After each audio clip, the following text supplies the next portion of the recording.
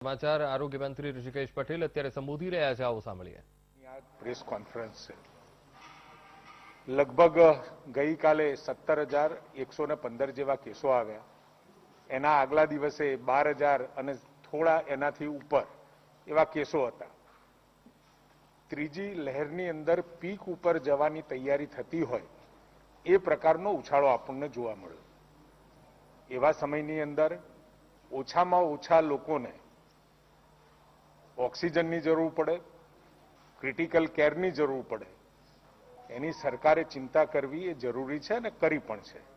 પરંતુ સાથે સાથે પ્રજાને પણ એસઓપી, ગાઈડલાઇન્સ, શું કરવું શું ના કરવું, આ બધી બાબતો સરકાર દ્વારા નિષ્ણાતોના મત પ્રમાણે એ મૂકવામાં આવતી હોય છે. ગુજરાત સરકારે પણ આ એસઓપી એ પ્રજા સમક્ષ મૂકી છે અને એનું પાલન કરવાની જવાબદારી સરકારની, લોકોની છે. અને સરકારે આ જે દર્દીઓ હોય એમને વધુમાં વધુ ઉત્કૃષ્ટ સેવાઓ કેવી રીતે આપી શકાય એની ચિંતા કરવાની હોય. પરંતુ ઓછામાં ઓછા દર્દીઓ સંક્રમિત થાય, અને સંક્રમિત થાય તો જેમ બધા જ નિષ્ણાતોએ કહ્યું કે આ વખતનો જે વાયરસ છે ઓમિક્રોન એ માઇલ્ડર ફોર્મમાં છે અને એ ખૂબ મંદ હોવાના કારણે ખૂબ આપણને કેઝ્યુઅલિટી જોવા મળતી નથી. પરંતુ જો આપણે સોશિયલ ડિસ્ટન્સિંગ ના પાડીએ, માસ્ક ના પહેરીએ અને વેક્સિનેશન ના કરાવીએ તો સ્વાભાવિક જે ઘરની અંદર, દરેક ઘરની અંદર આપણા વયસ્ક લોકો હોય, એલ્ડર લોકો હોય અને વૃદ્ધાવસ્થાની અંદર નાના મોટા દર્દો પણ એમને થયા હોય તો એમને બચાવવાની, એમને કોઈ મોટી મુશ્કેલીઓ પેદા ના થાય એની પણ આપણી સૌની જવાબદારી છે. અને એના માટે દરેક ઘરની અંદર, પ્રત્યેક સમાજ, શેરી, મોહલ્લાની અંદર ટોળા ભેગા ના થાય, બિનજરૂરી બેસી રહેવાનું ના થાય, પોતે પોતાની આર્થિક ગતિવિધિ કર્યા પછી પોતાના ઘરે રહે એ ખૂબ જરૂરી છે. અને એના માટે લગ્ન પ્રસંગ હોય, સોશિયલ ગેધરિંગ હોય કે પછી કોઈ પણ પ્રકારના જે ગેધરિંગ છે અને એમાં પણ સંખ્યાનું જે રિસ્ટ્રિક્શન મૂક્યું છે એ અચૂક આપણે પાડીએ. માસ્ક લગભગ પહેરવાની અપીલ સરકાર દ્વારા થાય છે, નિષ્ણાતો દ્વારા થાય છે અને સોશિયલ જે સામાજિક આગેવાનો દ્વારા પણ વારંવાર આ બધી વસ્તુ પાડી અને ગુજરાતને બહાર લાવવા માટેની અપીલો થતી હોય છે. પરંતુ આપના થકી આ વિષય અને વાત લોકો સુધી પહોંચે, સરકારે જે રિસ્ટ્રિક્શન મૂક્યા છે, જે એસઓપી આપી છે એનું પાલન આપણે જાતે કરવું પડશે. પ્રજાના સહયોગની એમાં ખૂબ જ આવશ્યકતા છે. માસ્ક માટે દંડકીય અને શિક્ષાત્મક કાર્યવાહી, ગેધરિંગ માટેની શિક્ષાત્મક અને દંડકીય કાર્યવાહી ન કરવી પડે એવું વાતાવરણ સર્જવાની જવાબદારી પણ આપના માધ્યમથી હું ગુજરાતની પ્રજા સુધી પહોંચાડવા માંગુ છું, જેથી કરી ગુજરાતની પ્રજાને બચાવવાની, ગુજરાતીઓને બચાવવા માટેની આ વખતે વેક્સિનેશનના કારણે ખૂબ સારી એવી આપણી પાસે તક પણ છે. ત્યારે મારે આપ સૌને મિત્રો દ્વારા હું નીચે સુધી દરેક ગુજરાતી પરિવાર સુધી સરકારે સખત ના થવું પડે, દંડકીય અને શિક્ષાત્મક કાર્યવાહીમાંથી લોકો બચી શકે એના માટે આ એસઓપી અને ગાઈડલાઇન્સનું પાલન કરવું એ હવે અત્યંત જરૂરી બન્યું છે. ત્યારે આ નિષ્ણાતોનો મત, ડોક્ટરો પોતે પોતાની પ્રેક્ટિસ અને પોતાની વ્યસ્તતામાંથી પણ ગુજરાત માટે ટાસ્ક ફોર્સના સ્વરૂપે પોતાના વિચારો, પોતાના મંતવ્ય, નિષ્ણાતોના મંતવ્ય, સંશોધનો એ સરકાર સુધી પહોંચાડતા હોય છે. અને એ સરકાર સુધી પહોંચાડેલા એ મંતવ્યો એ લોકો સુધી પહોંચે એના માટે આજની આ પ્રેસ બ્રીફિંગ હતી. અને એ આપના માધ્યમથી આ વાત ગુજરાતના પ્રત્યેક કુટુંબ સુધી પહોંચે એના માટેનો આ પ્રયાસ હતો. ધન્યવાદ.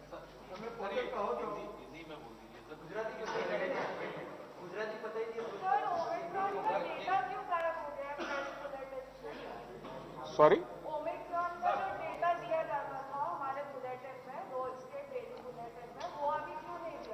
अभी बताया आपको कि अभी जितने केस आ रहे हैं करीबन 70-80% के आसपास ओमिक्रॉन की बात हो रही है. एक को हुआ, दूसरों को हुआ, अपने पूरा परिवार उसकी चपेट में आ गया। मतलब इतने रैपिडली, वो इतने झड़प से ओमिक्रॉन के केस बढ़ रहे हैं। और अभी हम जो ओमिक्रॉन और डेल्टा उसका डिफरेंशिएट नहीं करते। हमें तो सिर्फ इतना करना है कि जिसको भी कोविड के लक्षण हो तो उसको सेफली उससे बाहर निकालना है। तो मतलब 17,000 केस है, उसमें से 12,000 केस ओमिक्रॉन का है। या आप मान सकते हो। સર એ बताइए जिस तरह की એસઓપી જે રીતના કેસીસ વધતા જાય છે અને આજે ગુજરાત કોવિડ ટાસ્ક ફોર્સે એવી ચેતવણી પણ આપી છે કે ભાઈ જાન્યુઆરીના અંત પહેલા ગુજરાતમાં 50,000 ઉપરથી પણ વધુ કેસો આવે એવી શક્યતા છે। એક બાજુ આપણે સ્લોગન આપીએ છીએ જાન છે જાન, બીજી બાજુ આપણે આર્થિક ગતિને બી પ્રોત્સાહિત આપવા માટે પ્રયત્નશીલ રહ્યા। તો હવે નવી એસઓપીમાં હજુ નવા કોઈ કડક નિયંત્રણો આવવાના છે કે નહીં? દરેક વિષય અને વિચાર અને નવી એસઓપી એ પરિસ્થિતિ પ્રમાણે એનો નિર્ણય લેવાતો હોય છે। પરિસ્થિતિ અત્યારે 17,000 છે। 20મી 21મી તારીખ સુધીમાં હાલ જે ગાઈડલાઇન્સ છે અને આ પણ જે ગાઈડલાઇન્સ આપવામાં આવી છે એ એમને વિચાર કે ચર્ચા કર્યા સિવાય અથવા તો નિષ્ણાતોના મત વગર આપવામાં આવી નથી। એટલે વખતો વખત પ્રસંગો બદલતા રહે, જેમ જેમ સમય બદલાતો જાય અને કેસની જેમ ગંભીરતા દેખાય એ પ્રમાણે સરકારે પણ કડક થવું પડે અને સરકારેની સાથે પ્રજાએ પણ આ વાત સમજી અને પોતાના રૂટીન વ્યવહારમાં, જીવન વ્યવહારમાં અપનાવી જ પડે। फिलहाल जैसे 17,000 केस पूरे देश में आ रहे हैं और पूरे राज्य में आ रहे हैं, उसको देखते हुए कई तज्ञ ने ऐसा बोल रहे हैं कि केसों की संख्या 30,000 और 50,000 की हो सकती है। इसको लेकर आप क्या कहेंगे? क्योंकि जितने टेस्टिंग हो रहे हैं उस हिसाब से आंकड़े सरकार की तरफ से पेश हो रहे हैं। एक्चुअल आंकड़ों को लेकर क्या कहेंगे? क्योंकि सुप्रीम कोर्ट ने भी एक चिंता व्यक्त की है। हमने जो सरकारी और प्राइवेट हॉस्पिटल से जो डेटा प्राप्त होते हैं उसके हिसाब से ये सब फिगर आ रहे हैं। अभी अभी बात हुई, सेल्फ भी लोग अपने टेस्टिंग करवा रहे हैं। अगर वो टेस्टिंग करवाने के बाद रजिस्टर्ड नहीं होते तो फिर वो आंकड़े हमारे पास नहीं आते। लेकिन हमारा आग्रह है, कोई भी डॉक्टर हो अपने वहां कोविड की, और कोई भी माइल्ड हो या सीवियर भी हो, क्रिटिकल केयर में भी जाने वाला कोई भी पेशेंट हो तो उसका रजिस्ट्रेशन जरूर करवाए, जिसकी वजह से अगले समय में इसकी स्ट्रेटेजी बन सके और कोविड की लड़ाई में ये सब आंकड़े मदद में आते। सॉरी, कोविड से जो मरने वाली संख्या है वो जिसको कॉम्पेंसेशन दिया है वो काफी ज्यादा है। और जो सुप्रीम कोर्ट में अभी मेरी बात सुन लो। आज जो हम बात कर रहे हैं वो लोगों तक इस रोग के बारे में, इस संक्रमण के बारे में सही में उसको मालूमात हो, और मालूमात होने के बाद उसके इलाज के लिए क्या करना चाहिए, क्या नहीं करना चाहिए, हम ऐसे कोई सवाल न पूछे कि जिसकी वजह से पैनिक भी बढ़े।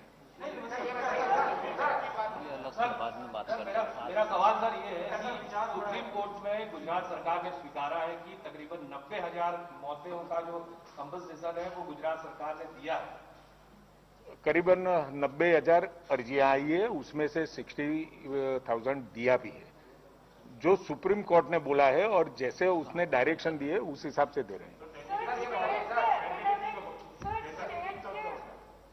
आपको मेरी एक रिक्वेस्ट है रिगार्डिंग दिस संक्रमण, आप कुछ भी डॉक्टरों से पूछना चाहे और मैसेज प्रजा तक देना चाहे तो बढ़िया रहेगा। सर गुजरात सरकार ने क्या तैयारियां की है कोविड को ये थर्ड वेव को लेकर? हिंदी में बार बार पहले भी मैंने बताया है, करीबन 1 लाख के आसपास ऑक्सीजन बेड अपने पास है। 16,000 आईसीयू और वेंटिलेटर बेड है, ऑक्सीजन कॉन्सेंट्रेटर भी है, पीएसए प्लांट भी है। सब जगह गुजरात के हर कोने में ऑक्सीजन की जरूरत पड़े तो उसको हम पेशेंट को ट्रीट कर सके, ऐसा पूरा इंफ्रास्ट्रक्चर पीएम केयर के माध्यम से, जो प्रधानमंत्री जी ने हमें पीएसए प्लांट दिए, कॉन्सेंट्रेटर दिए और दूसरी भी व्यवस्था के लिए जो सहायता की है, उसके हिसाब से हमने पूरी तैयारी कर दी है। लेकिन चिंता एक बात की है, ये जो केस बढ़ रहे हैं, नंबर ऑफ केसेस बढ़ रहे हैं, जैसे डॉक्टरों ने बताया कि पीक एकदम झड़प से होने से संख्या जितनी बढ़ती है उसके हिसाब से ऑक्सीजन की जरूरत हम हर रोज स्टडी भी कर रहे हैं कि कितने केस आ रहे हैं, कहां तक जाएंगे और ऑक्सीजन वाले बेड की कितनी रिक्वायरमेंट रहेगी, ये पूरा अभ्यास करके आज की तारीख में हम पीक और फॉल दोनों में ऑक्सीजन बेड और जो लास्ट टाइम जो हुआ था सेकंड वेव के दरमियान ऐसी परिस्थिति नहीं होगी, ऐसी मुझे उम्मीद है। लेकिन ये उम्मीद मुझे प्रजा की ओर से भी ये सब बातें जो डॉक्टरों ने बताई और हम बता रहे हैं वो थोड़ा पालन कर रहे और आपके हिसाब से भी और आपके माध्यम से भी लोगों तक ये मैसेज पहुंचाए, उसके लिए आपका भी शुक्रिया अदा करता हूं।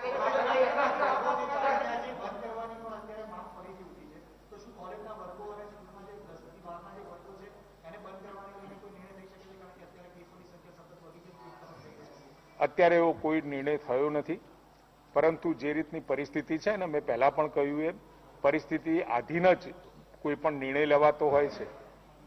सर अभी ऑक्सीजन रिक्वायरमेंट कितनी है स्टेट मुझे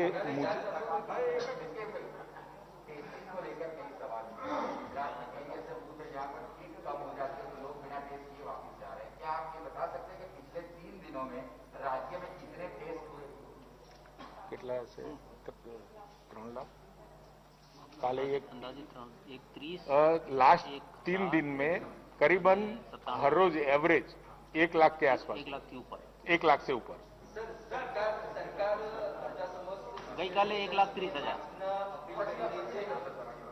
સરકાર પ્રજા સમક્ષ સોશિયલ ડિસ્ટન્સ અને માસ્કની અપીલ કરી રહી છે, આશા રાખી રહી છે કે સોશિયલ ડિસ્ટન્સ રાખીને માસ્ક પહેરીને કરે, પરંતુ બાકીના જ ભાજપના ઉપપ્રમુખના દિયરના લગ્નમાં સોશિયલ ડિસ્ટન્સના ધજાગરો ઉડ્યા અને માસ્ક પણ નથી પહેર્યું।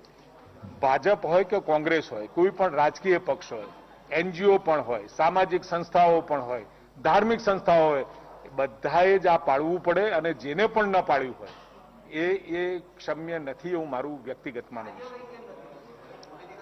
કાર્ય